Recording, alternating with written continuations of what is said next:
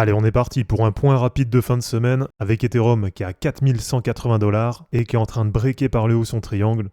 Donc là, ça y est, on entre vraiment dans la période décisive. Et avec ce break haussier sur Ethereum, eh bien vous allez voir, ça pourrait entraîner pas mal d'altcoins à la hausse. Et donc pour ce matin, on va faire un point rapide et ça va être principalement un point sur les altcoins.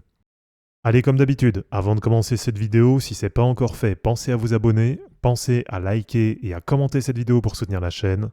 Et pour ceux qui veulent vraiment tout exploser sur le bull run en 2025, pour ça, vous avez juste à cliquer sur le lien Linktree en description et à rejoindre les différents groupes qui vont vous aider à bien booster vos gains cette année.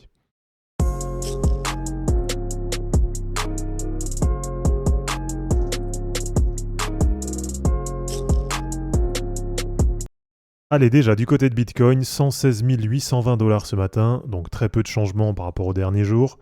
Et Bitcoin qui est toujours dans le range entre 114 000 $ et 120 000 $. Alors Bitcoin qui reste malgré tout toujours bien orienté à la hausse. Donc de ce côté-là, du côté de Bitcoin, il n'y a pas vraiment de changement. Mais alors par contre, la grosse info du jour, eh bien, elle nous vient du côté d'Ethereum, avec Ethereum qui est en train de breaker par le haut son triangle. Et alors je vous rappelle que ce triangle, c'est un triangle qui avait commencé en 2021. Donc là, on est vraiment sur un break de niveau décisif. Et là, vraiment, ce qui est intéressant, c'est que quand on se met sur du mensuel, là, on a Ethereum qui est sur son niveau le plus haut depuis début 2025. Et surtout, Ethereum qui est en train de franchir cette grosse résistance vers 4050 $, qui était resté jusqu'à maintenant le point haut sur le cycle actuel. Donc là, ça y est, du côté d'Ethereum, c'est bien parti.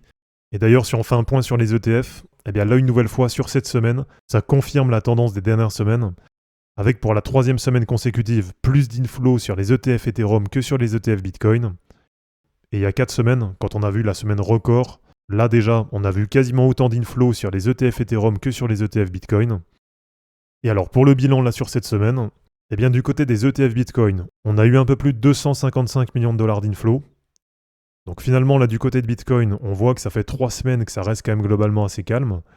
Et du côté d'Ethereum, là on est loin du record d'il y a 4 semaines qui était à 2 165 millions de $ d'inflow, mais ça reste quand même assez positif, avec sur la semaine un peu plus de 326 millions de $ d'inflow. Donc depuis 3 semaines, les ETF Ethereum qui attirent plus les investisseurs que les ETF Bitcoin. Et forcément là on sent qu'il y a un retour d'intérêt du côté d'Ethereum. Donc maintenant la grande question, ça va être jusqu'où peut aller Ethereum. Alors moi de mon côté, vous connaissez, je vous ai déjà donné plusieurs fois mes objectifs. Et d'ailleurs, si ça vous intéresse, je vous les ai repartagés il y a 8 jours dans cette vidéo. Et d'ailleurs, dans cette vidéo, j'avais aussi demandé à 5 IA de me faire leurs meilleures prédictions pour la TH d'Ethereum sur ce bull run. Donc si vous ne l'avez pas encore vu, eh bien je vous renvoie directement sur cette vidéo.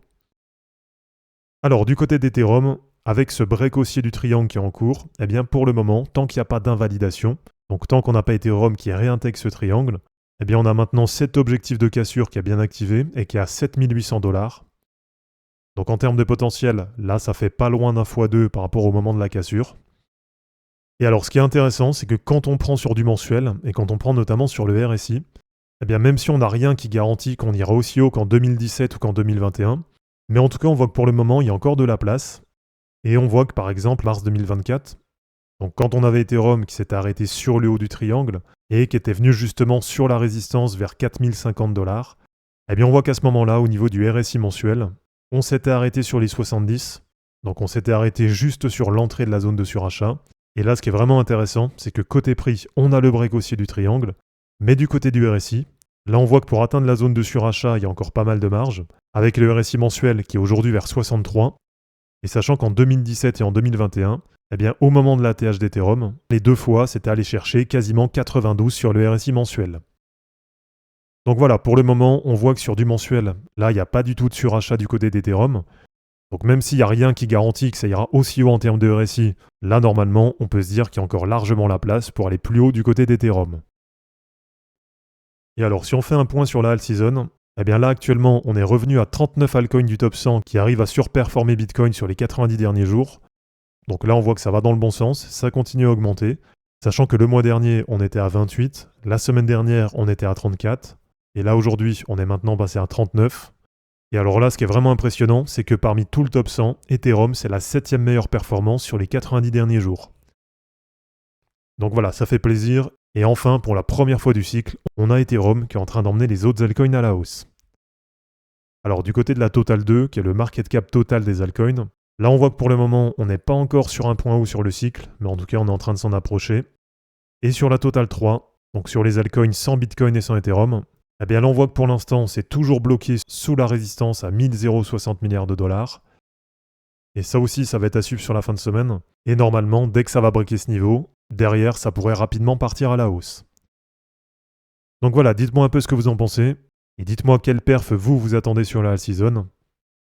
Et alors pour terminer, là si on prend Others face à Bitcoin, donc si on prend toutes les altcoins hors du top 10 face à Bitcoin, eh bien là aussi ce qui est vraiment intéressant, c'est qu'on voit que ça fait plusieurs semaines qu'on a ce mouvement qui est en place. Donc même si on n'a pas encore les altcoins mid-cap et low-cap qui arrivent réellement à surperformer Bitcoin, mais là en tout cas il y a un mouvement qui est quand même assez intéressant. Et ce qui va être vraiment à surveiller, ce qui pourrait être vraiment décisif, ce sera en cas de break haussier du canal, puisque là derrière, ça activera un objectif de cassure qui serait à 0,31.